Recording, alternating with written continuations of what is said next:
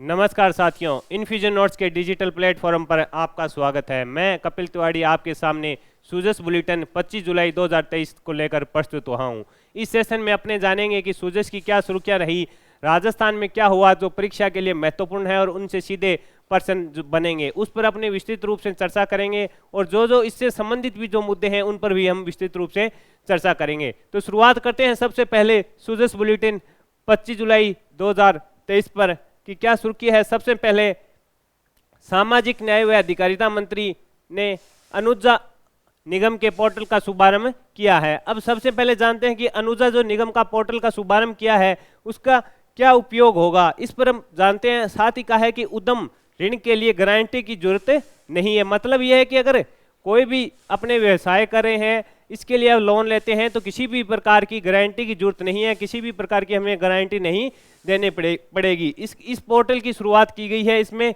यही बताया गया है कि किसी भी प्रकार की गारंटी नहीं रहेगी, किसी भी प्रकार की गारंटी देने की आवश्यकता अब नहीं रहेगी। इस पर विस्तृत चर्चा करते हैं, बढ़ते हैं आगे कि क्या इसके अंदर टीकाराम जूली ने बताया।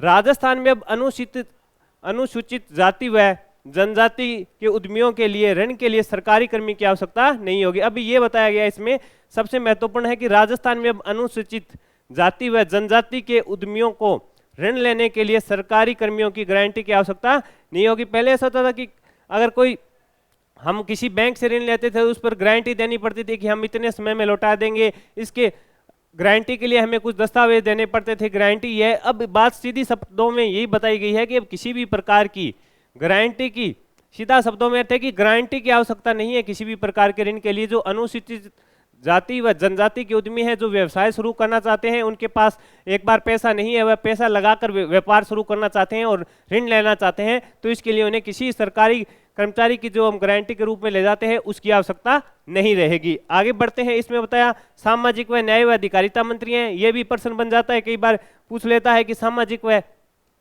आपसे पूछ सकता है कि सामाजिक न्याय व अधिकारिता मंत्री कौन है, तो आपका आंसर होना चाहिए टीकाराम जूली। और लगातार टीकाराम जूली हैं जो चर्चा में रहते हैं, किसी ना किसी जो बढ़िया काम होता है उसका शुभारंभ या लोकार्पण यही करते हैं, इसलिए इनसे प्रश्न बन सकता है। कई बार सीधी परीक्षा होती है, जो कांस्टेबल की परीक्षा होती है, इसमें ऐसे भी पूछ लेते हैं कि सामाजिक न्याय व अधिकारिता मंत्री कौन है, तो आपका आंसर होना चाहिए टीकाराम जूली। इन्होंने बताया कि अनुसूचित जाति व जनजाति के लिए जो विकास सहकारी निगम लिमिटेड है, अनुजा निगम बोलते हैं इसको, शॉर्ट नेम में अनुजा निगम है, उसके साथ ये उन्होंने बताया कि अनुजा निगम के ने ऐप लॉन्च किया है, उसका लोकार्पण करने के लिए टीकाराम जूली आए थे, उन्होंने उस पर ये हमें जानकारी प्रस्तुत की। इसमें क्या है कि पोर्टल के शुभारंभ के अवसर पर यह जानकारी दी। जो पोर्टल शुरू किया है ऋण के लिए जिसमें किसी भी प्रकार की गारंटी की आवश्यकता नहीं होगी, अनुसूचित जाति व जनजाति के जो लोग व्यापार करना चाहते हैं, उनके पास एक बार पैसा नहीं है, वह पैसा लेकर व्यापार शुरू करना चाहते हैं, तो इसलिए राजस्थान अनुसूचित जाति जनजाति वित्त व विकास सहकारी निगम लिमिटेड यानी अनुजा निगम के ऋण आवेदन के लिए जो पोर्टल शुरू किया है उसका शुभारंभ किया है। इस पर जानते हैं कि इस पोर्टल में क्या रहेगा। इसमें बताया गया कि जो जरूरतमंद है जिनको आवश्यकता है कि वो बिजनेस शुरू कर रहे हैं और उनको रुपए चाहिए, तो वो बैंक से लोन लेंगे। इसके लिए उन्हें जो ऐप का लोकार्पण किया है उसमें उन्हें लॉगिन करना, यानी मतलब ये ऐप से ऑनलाइन आवेदन करना होगा। ऐप से ऑनलाइन का जमाना है, तो ऑनलाइन आवेदन करना पड़ेगा। आगे बढ़ते हैं, इस पे बात करते हैं।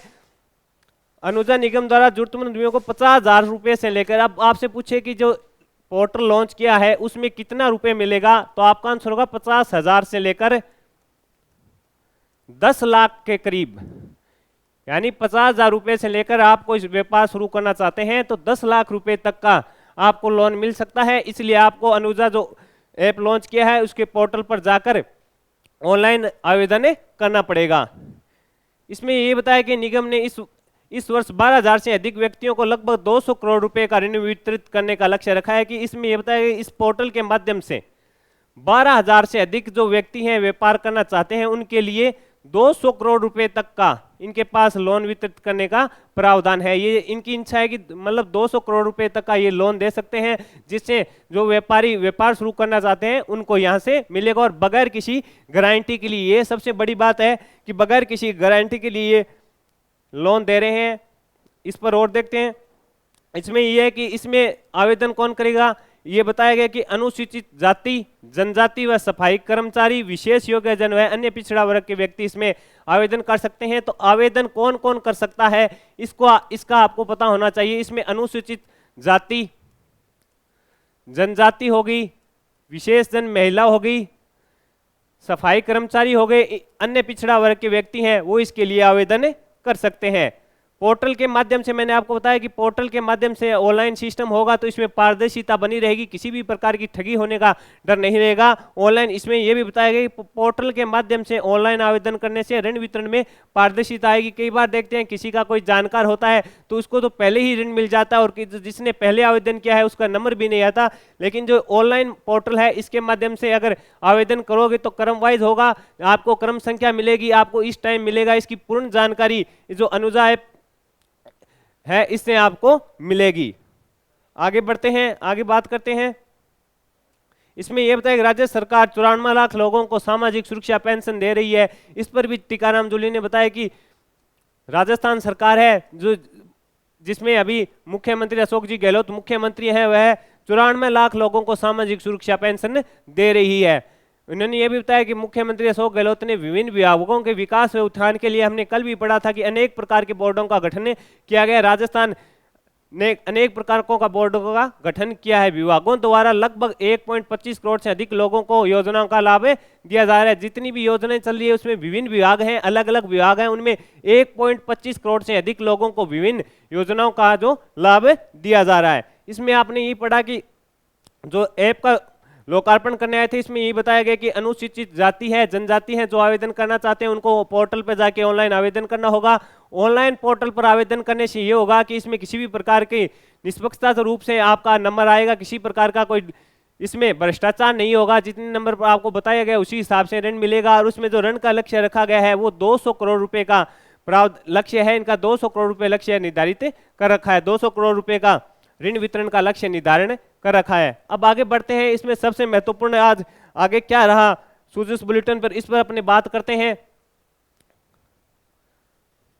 इसमें दे रखा है कि प्रदेश में अब राजस्थान में 3 नए कन्या महाविद्यालय खुलेंगे। ये बहुत ही बड़ी बात है कि राजस्थान में अब 3 नए कन्या महाविद्यालय खुलेंगे। इसकी मंजूरी मुख्यमंत्री जी ने दे दी है। ये देखिए राजस्थान में ये सबसे महत्वपूर्ण हेडिंग है कि राजस्थान में 3 नए कन्या महाविद्यालय खोले जाएंगे। भवन के निर्माण के लिए बजट पूछे तो आपका आंसर होगा 13.5 करोड़ का ये जो बजट है उसको पहले ही सबसे पहले इसी को लिखा गया है। ये देखिए इसमें भवन के लिए 13.5 करोड़ रुपए मंजूर कर दिए गए हैं। राज्य सरकार ने 3 जिलों में 3 राजकीय महाविद्यालय खोलेगी। इससे जो महिलाएं हैं उनको अब ज्यादा आप किसी भी जिले में दूर अगर कन्या महाविद्यालय तो दूर जाना पड़ता है, इसका समस्या का समाधान करने के लिए राजस्थान सरकार ने यह फैसला लिया है। इसमें जो 3 जिले हैं उनमें देखते हैं उदयपुर जिले के सलूम्बर में खुलेगा और जयपुर के सांबर व चित्तौड़ के कपासन में खुलेंगे। अब 3 वो आपसे ऐसे भी पूछ सकता है कि कहां पे खुलेंगे 3, तो आपका आंसर होना चाहिए एक तो हो गया उदयपुर। सबसे पहले उदयपुर की बात करते हैं, फिर आएगा आपका जयपुर राजधानी, इसके बाद देख रहा है चित्तौड़गढ़। अब तीनों जगह खुलेगा। इसके लिए आपको पूछे भवन निर्माण के लिए कितने करोड़ रुपए की बजट की स्वीकृति दी, तो 13.5 करोड़ रुपए की मंजूरी दे दी है। उदयपुर में कहा, उदयपुर जिले के सलूम्बर जगह है वहां पे खुलेगा। सलूम्बर में आपको जगह भी पूछे तो सलूम्बर है, और जयपुर के पूछे तो आंसर होगा आपका सांबर, और चित्तौड़गढ़ के हैं कपासन। यहाँ ये 3 जगह हैं, तीनों जिलों में 3 जगह हैं जहां खुलेगा। इस पर मैंने आपको विस्तृत बताया। इसके लिए भवन निर्माण के लिए 13.5 करोड़ रुपए के वित्तीय प्रस्ताव को मंजूरी दे दी है। इसमें क्या होगा कि नए कॉलेज बनेंगे तो नई भर्तियां आएगी, युवाओं को मौका मिलेगा, बेरोजगारी दर कम होगी। इसमें यह भी बताया कि प्रस्ताव के अनुसार प्रत्येक महाविद्यालय में 21 नए पद सृजित किए जाएंगे। अगर कहीं भी नया विद्यालय बनेगा, भवन का निर्माण होगा तो भी वहां पर रोजगार मिलेगा। भवन निर्माण के लिए श्रमिक चाहिए तो उससे भी रोजगार मिलेगा वहां के क्षेत्रवासियों को। इसमें यह भी बताया गया है कि प्रत्येक महाविद्यालय में 21 पद हैं। 3 महाविद्यालय हैं, प्रत्येक महाविद्यालय में 21 हैं, तो तीनों में हो गए 63 नए पद सृजित होंगे। इसमें प्राचार्य, सहायक प्राचार्य, पुस्तकालय के भी पद बताए गए हैं। चतुश्रेणी कर्मचारियों के भी 2-2 पद सृजित किए गए हैं। आपसे क्या पूछ सकता है कि राजस्थान में 3 नए कन्या महाविद्यालय खुलेंगे, कहां खुलेंगे, तो आपका आंसर होना चाहिए उदयपुर, जयपुर और चित्तौड़गढ़ में खुलेंगे। उदयपुर में सलूम्बर में खुलेगा और जयपुर में सांबर और चित्तौड़गढ़ के कपासन में खुलेगा। इसके लिए नए भवन के निर्माण के लिए बजट पूछे तो आपका आंसर होना चाहिए 13.5 करोड़ रुपए की मंजूरी दे दी गई है। इससे यही होगा कि रोजगार मिलेगा, रोजगार बढ़ेंगे, साथ में ये नए पद सर्जित हुए हैं, इससे नई भर्तियां आएगी, सरकार को नई भर्तियां निकालनी पड़ेगी, जिससे युवाओं को भी मौका मिलेगा किसी प्रतियोगिता परीक्षा के माध्यम से। आगे दे रखा है नर्सिंग कॉलेज में 60 नए पद हैं। मुख्यमंत्री अशोक गहलोत ने मेडिकल शिक्षा को बढ़ावा देने के महत्वपूर्ण निर्णय लिया। उन्होंने स्वास्थ्य विज्ञान विश्वविद्यालय के नर्सिंग कॉलेज में 60 नए पद हैं। इसी प्रकार इसमें 60 नए पदों पर भर्ती होगी। तो आपको भी पता है कि बेरोजगारी ज़्यादा है, 60 नए पदों की भर्ती होगी तो युवाओं को रोजगार मिलने की संभावना रहेगी, रोजगार मिलेगा, प्रतियोगिता परीक्षाएं होगी, जिससे आपको आगे बढ़ने का मौका मिलेगा। आगे बढ़ते हैं, अगले प्रश्न पर जाते हैं कि क्या मुख्य हेडलाइंस है, इसी पर बात करते हैं। आगे बढ़ते हैं प्रदेश में। ये देखिए, इसी की पहले भी बात की थी, टीकाराम जूली ने कहा कि प्रत्येक जाति के लिए बोर्ड का गठन किया जा रहा है, जिससे क्या होगा कि प्रत्येक जाति को विकास का पूर्ण मौका मिलेगा। तो इसमें बात करते हैं कि प्रदेश में अवंतीबाई लोधी और तेलघानी विकास बोर्ड गठित किया गया है। इसमें 2 बोर्डों का गठन है, ये ध्यान रखना आप, तेलघानी और अवंतीबाई लोधी। इस पर अपने विस्तृत रूप से चर्चा करेंगे और इससे प्रश्न बनेगा। अब की बार ये देखना, आप देखना कि जो नए बोर्ड बने हैं उनका गठन किया गया है, उसमें से क्या पूछेगा, सदस्य कितने होंगे, सरकारी कितने होंगे, गैर सरकारी कितने सदस्य होंगे, अध्यक्ष होगा, उपाध्यक्ष होगा या नहीं, इस प्रकार का प्रश्न आपको देखने को मिलेगा। तो सबसे पहले बात करते हैं इस अवंतीबाई लोधी जो बोर्ड का गठन है, इस पर बात करते हैं। राजस्थान सरकार पिछड़े वर्ग के उत्थान के लिए निरंतर कार्य कर रहा है। इसी क्रम में लोधा समाज की स्थिति को सर्वेक्षण करना और मूलभूत सुविधाएं उपलब्ध करवाने के लिए और उनका जो पिछड़ापन है उनको दूर करने के लिए राजस्थान, ये देखिए राजस्थान राज्य अवंतीबाई लोधी बोर्ड का गठन किया गया। मुख्यमंत्री ने इस आशय के प्रस्ताव को मंजूरी दे दी है, मुख्यमंत्री ने इसको मंजूर कर दिया है। लोधी समाज बोर्ड के लिए कल्याण के लिए इस बोर्ड का इसका उद्देश्य क्या है कि लोधी समाज के लोग जो पिछड़ चुके हैं, जो उनका विकास नहीं हुआ है, इस बोर्ड के माध्यम से उन पर उनका सर्वे किया जाएगा कि किस क्षेत्र में क्या कमी रहेगी, उसके माध्यम से उसका निस्तारण किया जाएगा। यह बोर्ड वर्तमान में संचालित विभिन्न योजनाओं के बारे में विभिन्न विभागों समन्वय कर और सुझाव और योजना प्रस्तावित करेगा। यही है कि ये बोर्ड जो विभिन्न योजनाएं चल रही है वो लोधी समाज तक पहुंचाएगा, उन्हें जानकारी देगा। इस प्रकार आप इन योजनाओं के लिए आवेदन कीजिए, इनसे आपको लाभ मिलेगा। बोर्ड में अध्यक्ष होगा, उपाध्यक्ष होगा और 3 गैर सरकारी सदस्य होंगे। मैंने ये बताया था कि यहीं से प्रश्न पूछेगा आपको कि बोर्ड में एक तो अध्यक्ष होगा, एक उपाध्यक्ष होगा और 3 गैर सरकारी सदस्य होंगे, तो टोटल हो गए 5। ये सबसे महत्वपूर्ण रहेगा। आपसे प्रश्न क्या पूछेगा, ध्यान से सुनिएगा कि प्रदेश में हाल ही में गठित अवंतीबाई लोधी बोर्ड में कुल कितने गैर सरकारी सदस्य होंगे, तो 5 होंगे, जिसमें से एक होगा अध्यक्ष, एक होगा अध्यक्ष, ये याद रखना आप, एक अध्यक्ष एक उपाध्यक्ष और बाकी हो गए 3 जो और होंगे कर्मचारी। इस प्रकार टोटल गैर सरकारी सदस्य हो गए, टोटल हो गए 5 गैर सरकारी सदस्य हो गए 5, एक अध्यक्ष हो गया, एक उपाध्यक्ष हो गया। आगे बढ़ते हैं।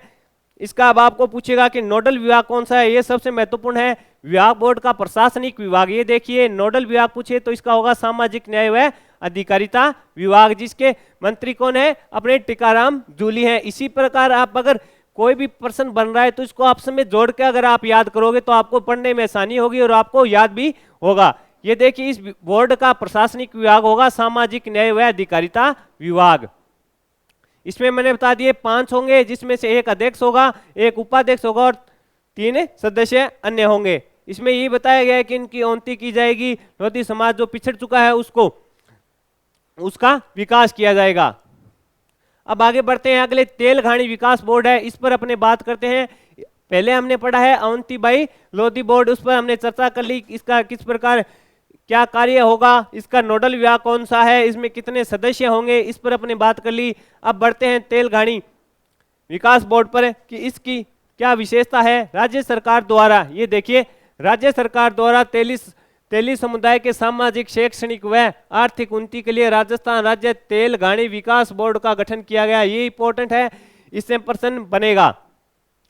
मुख्यमंत्री श्री अशोक गहलोत की मंजूरी के बाद सामाजिक न्याय व अधिकारिता विभाग द्वारा इस बोर्ड के गठन का आदेश जारी कर दिया गया। यानी मुख्यमंत्री ने इसका आदेश दे दिया कि भी इसको गठन करो, तो सामाजिक न्याय व अधिकारिता विभाग ने इस बोर्ड गठन के आदेश हैं जो जारी कर दिए गए हैं। यह बोर्ड समुदाय के उत्थान में नई योजनाएं बनाकर समस्याओं को पहचान कर, इस पहले भी बात की थी, इसका बोर्ड का कार्य ये होगा कि जो समाज में इस समुदाय के लोगों में समस्याएं आ रही है उनको जानकर उनकी समस्याओं का निस्तारण किया जाए। तेल घानी के संरक्षण एवं संवर्धन के साथ युवाओं को कौशल विकास, इनका युवाएं हैं उनको कौशल विकास की शिक्षा दी जाएगी, प्रशिक्षण दिया जाएगा, रोजगार व स्वरोजगार के अवसरों को बढ़ाना इसका प्रमुख उद्देश्य रहा है कि किसी भी प्रकार इस समुदाय के लोगों को आगे लाया जाए। बोर्ड का प्रशासनिक विभाग कौशल नियोजन व उद्यमिता होगा। ये देखिए बोर्ड का प्रशासनिक विभाग पूछेगा आपको तेल घानी का, तो आपका आंसर होगा बोर्ड का प्रशासनिक विभाग कौशल नियोजन एवं उद्यमिता विभाग होगा। बोर्ड में अध्यक्ष, उपाध्यक्ष तथा 3 सदस्य सहित कुल 5 सरकारी 5 गैर सरकारी सदस्य होंगे। उसमें भी 5 थे, इसमें भी 5 थे। एक अध्यक्ष होगा, इसमें यह भी बताया गया, एक अध्यक्ष होगा, एक उपाध्यक्ष होगा, 3 सदस्य होंगे, टोटल 5 गैर सरकारी सदस्य होंगे। इसी प्रकार मैंने पूछा है, आपसे प्रश्न पूछेगा, आपसे प्रश्न पूछ ले अवंतीबाई लोधी में कितने थे, तो ये देखिए इसमें भी 5 हैं। यहां से आपको याद रखना है, दोनों को जोड़कर याद करना है कि दोनों में 5 हैं। तो किस कंसेप्ट पर याद करना है कि 5 है, इसमें से एक हो गया अध्यक्ष, यहां से ही प्रश्न बनेगा, या इनका नोडल विभाग पूछेगा और ज्यादा कुछ नहीं पूछेगा। एक हो गया उपाध्यक्ष और बाकी जो 3 सदस्य होंगे, इसी प्रकार 3 सदस्य होंगे, वो तीनों गैर सरकारी हैं, तो मतलब 5 गैर सरकारी सदस्य होंगे। ये यहां से याद रखना है और इनका नोडल विभाग याद रखना है कि कौन सा विभाग इसका नोडल विभाग है। नोडल विभाग से प्रश्न पूछेगा। अवंतीबाई लोधी का बात करें तो प्रशासनिक, सामाजिक व न्याय अधिकारिता होगा, और तेल घानी का बात करें तो बोर्ड का प्रशासनिक विभाग कौशल नियोजन एवं उद्यमिता होगा। यहां से प्रश्न आपको देखने को मिलेंगे, तो ये चीजें आप थोड़ा बढ़िया तरीके से तैयार करके जाइएगा जिससे कि आपका प्रश्न गलत नहीं हो। आगे बढ़ते हैं, सूजस बुलेटिन पर बात करेंगे कि क्या रहा राजस्थान में।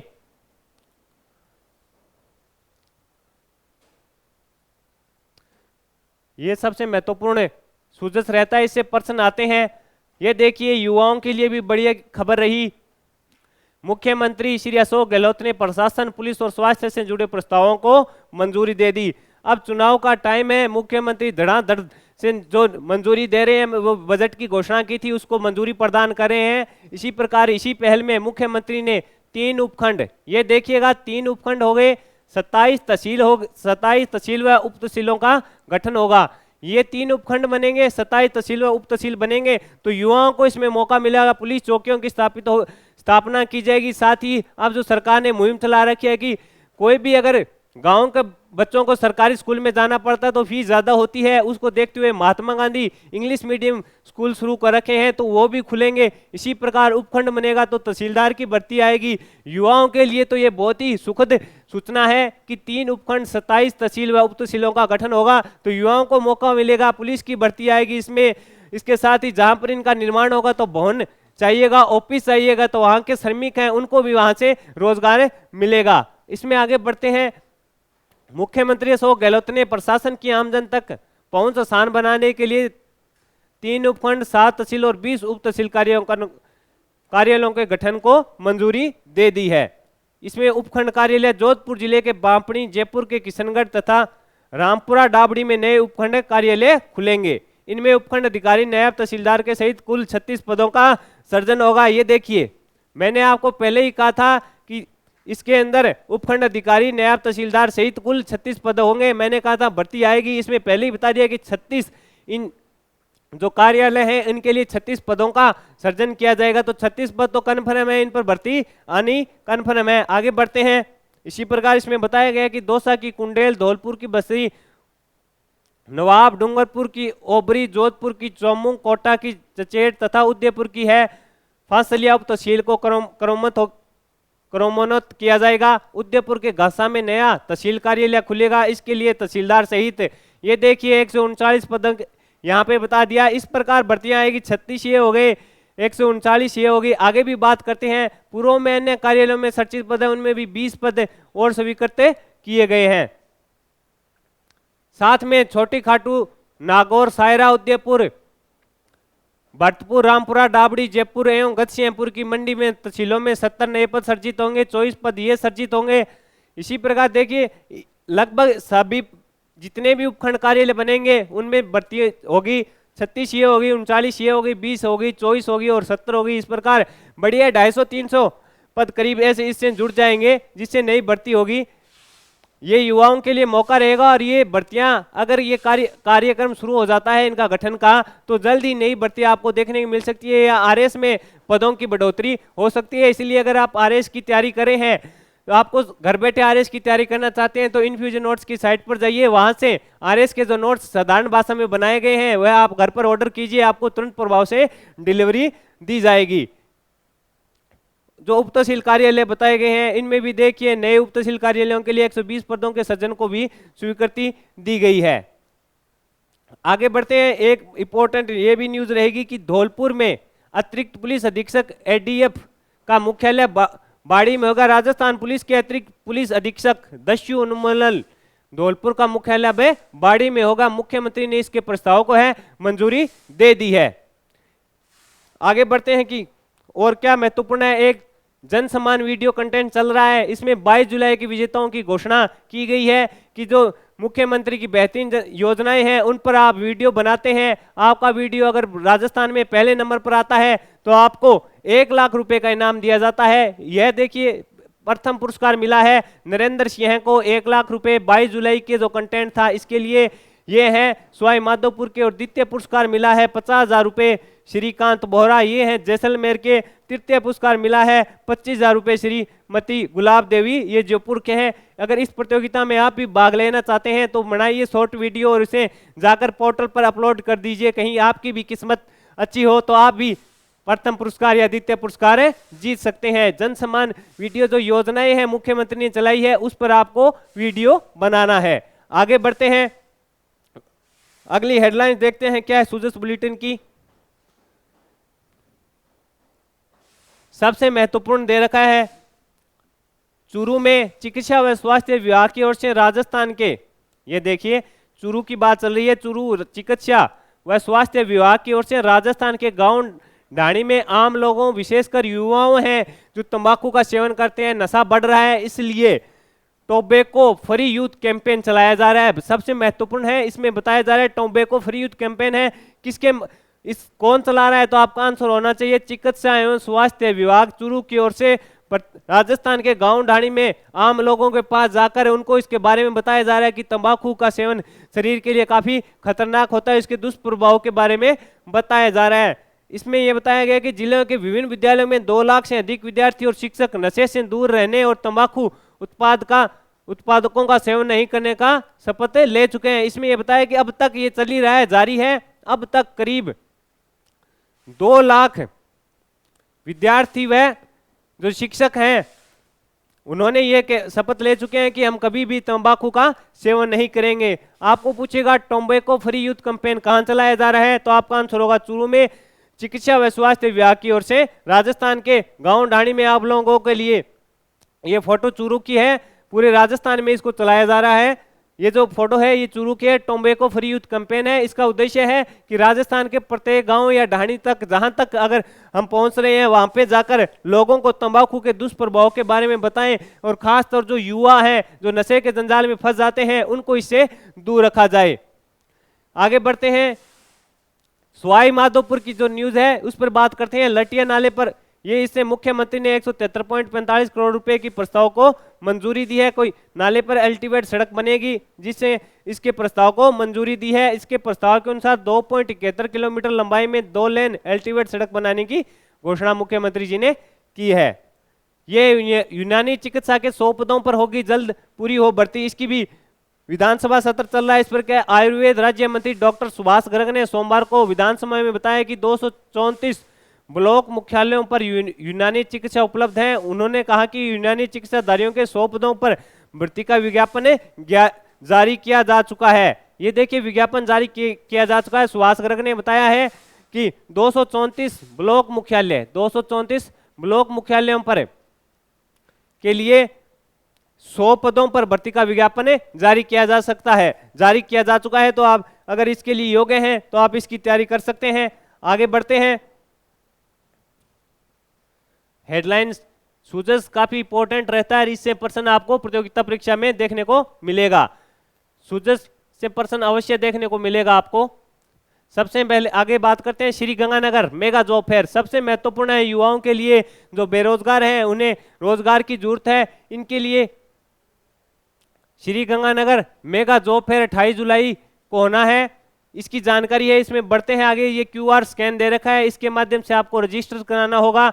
बजट 2023-24 में मुख्यमंत्री महोदय ने घोषणा की थी कि पूरे राजस्थान में 100 मेगा जॉब फेयर आयोजित किए जाएंगे। उन्होंने कहा था कि 100 मेगा जॉब फेयर है, इसके माध्यम से युवाओं को रोजगार देने की जो प्रक्रिया है वो 100 मेगा जॉब फेयर के माध्यम से की जाएगी, यानी पूरे राजस्थान में 24 मेगा जॉब फेयर आयोजित किए जाएंगे, जिसमें से अभी तक 14 जॉब फेयर आयोजित हो चुके हैं। इसमें 14 अभी तक है आयोजित हो चुके हैं, जिसमें 42,677 युवाओं को जो रोजगार मिल चुका है। 42,677 युवाओं को रोजगार मिल चुका है। इसकी घोषणा बजट में की गई थी 2023-24 में कि पूरे राजस्थान में 100 लगाए जाएंगे। अभी तक 14 मेगा जॉब फेयर आयोजित किए जा चुके हैं। अभी 28 जुलाई को राजस्थान के श्री गंगानगर जिले में इसका आयोजन किया जा रहा है।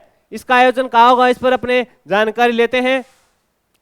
राजस्थान सरकार द्वारा युवाओं को निजी क्षेत्र यानी प्राइवेट सेक्टर में भी रोजगार उपलब्ध करवाया जा रहा है। श्री गंगानगर में 1 दिवसीय मेगा जॉब फेयर का आयोजन किया जाएगा। तारीख है 28 जुलाई को। स्थान है डॉक्टर भीमराव अंबेडकर राजकीय महाविद्यालय में। 28 जुलाई को होने वाले इस मेले के माध्यम से करीब 10,000 लोगों को रोजगार दिया जाएगा। 28 जुलाई को होगा। कहाँ होगा? गंगानगर में डॉक्टर भीमराव अंबेडकर राजकीय महाविद्यालय में। इसके अंदर क्या होगा कि 10,000 युवाओं को रोजगार देने का लक्ष्य इसमें रखा गया है। जिला कलेक्टर असदीप ने आयोजन की पुख्ता तैयारी करने के लिए अधिकारियों को निर्देश दिए हैं कि बढ़िया तरीके से इसका आयोजन किया जाए और करीब जो राजस्थान के 10,000 बेरोजगार हैं उनको तो रोजगार उपलब्ध कराया जाए। जॉब फेयर में भाग लेने के लिए रोजगार के इच्छुक विद्यार्थियों को ऑनलाइन पंजीकरण जरूरी है। जो इसमें भाग लेना चाहता है उसको ऑनलाइन पंजीकरण जरूरी है, वही इसके लिए योग्य होगा, उसी को रोजगार दिया जाएगा। रोजगार उपलब्ध कराने वाली कंपनियां और रोजगार चाहने वाले युवाओं के पंजीकरण के लिए देखिए इसमें QR कोड दे रखा है। इस QR कोड के माध्यम से भी आप इसे स्कैन करते हैं तो जो भी आपसे डिटेल मांगेगा, आपकी क्वालिफिकेशन मांगेगा, 10वीं 12वीं पास, ग्रेजुएशन, आपने क्या डिप्लोमा कर रखा है, आपने पहले काम किया है तो उसका क्या अनुभव है, आपने किस क्षेत्र में कार्य किया है, इस प्रकार की जानकारी मांगेगा और आप वो भर दोगे तो आप इसके लिए रजिस्टर्ड हो जाओगे। और फिर अगर आप वहां जाओगे तो 10,000 रोजगार देने का लक्ष्य रखा गया है, तो इसमें आपका भी नंबर आ सकता है। जॉब फेयर में देश के अलग अलग हिस्सों में निजी क्षेत्र की प्रतिष्ठित इसके अंदर जो बढ़िया कंपनी है, बड़े स्तर की कंपनियां हैं वो आ रही है। मुख्यमंत्री ने, मैंने पहले ही बताया था कि राज्य बजट 2023-24 में पूरे राजस्थान में 100 मेगा जॉब फेयर आयोजित करने की घोषणा की थी। अब तक 14 हो चुके हैं। करीब 42,677 युवाओं को रोजगार मिल चुका है। इसलिए 28 जुलाई को अगर आप रोजगार चाहते हैं तो इस QR कोड स्कैन है, इसके माध्यम से रजिस्टर करिए, अपनी क्वालिफिकेशन भरिए। अगर आपको पहले भी किसी कार्य का अनुभव है तो वह भी भरिए और आप रजिस्टर्ड कर जाइए, आपको रोजगार मिल सकता है। करीब 10,000 लोगों को रोजगार देने का इसमें लक्ष्य रखा गया है। श्री गंगानगर में 28 जुलाई को डॉक्टर भीमराव अंबेडकर राजकीय महाविद्यालय में इसका आयोजन किया जा रहा है। अगले पॉइंट पर बात करते हैं। इंपॉर्टेंट पॉइंट है, परीक्षा में आने लायक पॉइंट है, लिख लो, छपेगा, छपने लायक है। 87,000 विद्यार्थियों को सीधा लाभ मिला है डायल फ्यूचर। अब आप जानोगे कि सर डायल फ्यूचर क्या होता है। इसकी शुरुआत अभी हाल ही में की गई थी कि 10वीं की परीक्षा पास करने के बाद जो विद्यार्थी होता है वह इस असमंजस में होता है कि वह किस क्षेत्र में जाए, कॉमर्स में जाए या आर्ट में जाए या साइंस के क्षेत्र में जाए। फिर वो अगर आर्ट भी चुनता है तो उसके सामने ये समस्या रहती है कि कौन कौन से विषयों का वह चयन करे जिससे उसे आगे भविष्य में सफलता मिले, बेरोजगारी ना देखनी पड़ी। इस समस्या का समाधान करने के लिए राजस्थान सरकार ने डायल फ्यूचर चलाया था। इसमें देखिए शुरुआत में ही सरकारी सीनियर सेकेंडरी स्कूलों में 10वीं कक्षा उत्तीर्ण कर चुके विद्यार्थियों को आगामी कक्षा के लिए मार्गदर्शक के रूप में डायल फ्यूचर की स्कीम को शुरू किया गया था। शिक्षा मंत्री BD कल्ला और शिक्षा राज्य मंत्री श्रीमती जियाद खान की मंशा और मार्गदर्शन में विभाग ने इस नवाचार हेतु 28 जून से 15 जुलाई तक उच्च माध्यमिक विद्यालयों में पथ प्रदर्शक के रूप में चयनित शिक्षकों ने मौके पर छात्रों को भविष्य की राह के विकल्प बताए। इसमें यह बताया गया कि 28 जून से लेकर 15 जुलाई तक उच्च माध्यमिक विद्यालयों में पथ प्रदर्शक के रूप में चयनित, इसके लिए विशेष शिक्षकों का चयन किया गया था। उन्होंने अगर कोई उनके पास गया अपनी उनसे सुझाव लेने के लिए कि मैंने 10वीं पास की है, मेरे इतने परसेंट बने हैं सर, मेरी इस सब्जेक्ट में रुचि है, तो मुझे कौन सा सब्जेक्ट लेना चाहिए, तो इन्होंने 15 जुलाई तक वहाँ पे कार्य किया और उन जो उनसे राय लेने आया उनको सुझाव दिया और उनका मार्गदर्शन किया। विभाग ने संभाग स्तर पर गठित हेल्प डेस्क के माध्यम से भी विद्यार्थियों को टेलीफोन पर भी, देखिए सरकार ने क्या बेहतरीन कार्य किया है कि संभाग स्तर पर गठित हेल्प डेस्क के माध्यम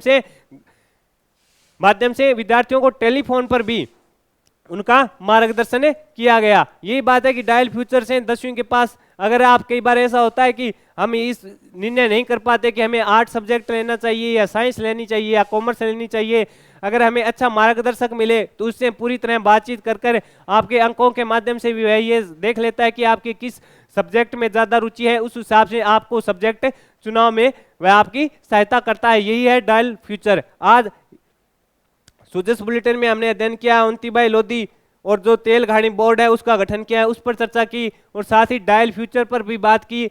और राजस्थान में जो मेगा जॉब फेयर है 28 जुलाई को, ये जो निजी कंपनियां रोजगार दे रही है, उस पर भी हमने विस्तृत रूप से चर्चा की कि 2023-24 में इसकी घोषणा की गई थी कि पूरे राजस्थान में 100 मेगा जॉब फेयर आयोजित किए जाएंगे, जिसमें से 14 जॉब फेयर अभी तक आयोजित किए जा चुके हैं, जिसमें 42,677 युवाओं को रोजगार के अवसर मिल चुके हैं। इसके साथ हमने ये भी पढ़ा टोबैको फ्री यूथ कैंपेन चलाया जा रहा है। ये फोटो है चूरू की, इसमें ये है कि तंबाकू पर विशेष रूप से जो युवा है उनको दूर रखा जाए, उनको संकल्प दिलाया जा रहा है। साथ में हमने ये भी पढ़ा कि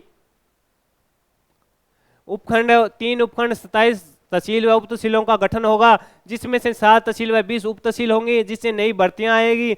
नई भर्तियों की अगर आप तैयारी करें तो मैंने बताया था कि साधारण भाषा में आपको नोट्स चाहिए तो आप इनफ्यूजन नोट्स की साइट पर जा सकते हैं, वहाँ पे आरएस के भी नोट्स तैयार किए हुए हैं, सिंपल भाषा में नोट्स हैं वो आपको मिल सकते हैं, सैंपल डाउनलोड करके भी आप एक बार उनको देख सकते हैं। साथ में हमने पढ़ा कि राजस्थान में 3 नए कन्या महाविद्यालय खुलेंगे, उसमें से भवन निर्माण के लिए 13.5 करोड़ की मंजूरी दे दी।